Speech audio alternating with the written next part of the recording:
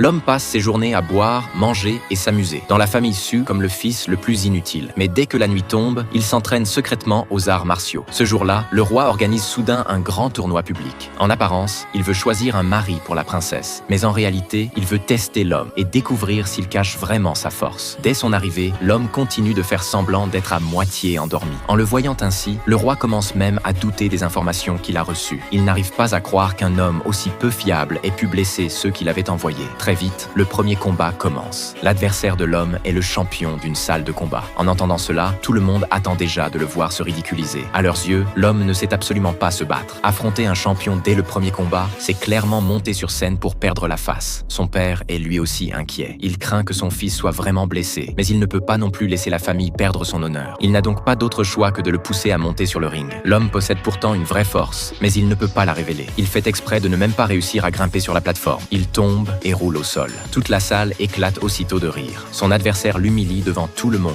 et le traite d'homme inutile. Mais l'homme sait très bien que ce n'est pas encore le moment d'agir. Alors que tout le monde se moque de lui, la famille Qin, venue d'une autre région, fait soudain irruption dans la salle. Le père et ses deux fils prétendent venir participer au tournoi. Mais en réalité, ils veulent humilier publiquement les grandes familles de la capitale et forcer le roi à baisser la tête. Dès qu'ils ouvrent la bouche, ils insultent tous les jeunes nobles en les traitant de déchets. Ces mots font immédiatement changer le visage de tout le monde. Puis, ils envoient directement l'homme, le plus fort de leur famille. Le champion de combat refuse de se laisser humilier et monte aussitôt le défier. Mais ses coups frappent le corps de l'adversaire sans le faire bouger d'un pas. Il a en réalité maîtrisé une technique de résistance extrême. Son corps est dur comme l'acier. Les attaques ordinaires ne peuvent tout simplement pas le blesser. La seconde suivante, le champion est projeté au loin. Ensuite, plusieurs autres experts montent down sur scène, mais ils sont tous battus avec une facilité déconcertante. La famille Qin devient encore plus arrogante. Devant tout le monde, elle se moque des familles de la capitale en disant qu'aucune d'elles ne sait se battre. Le roi promet alors une énorme récompense. Celui qui battra la famille Qin recevra une grosse somme d'argent, une voiture de luxe et plusieurs propriétés. Mais tout le monde est déjà terrifié. Personne n'ose monter pour risquer sa vie. C'est alors que le petit frère de l'homme se lève. Aux yeux de tous, c'est lui le véritable expert. Mais même lui est très vite dominé. En voyant tout cela, la princesse comprend enfin pourquoi l'homme refuse d'agir.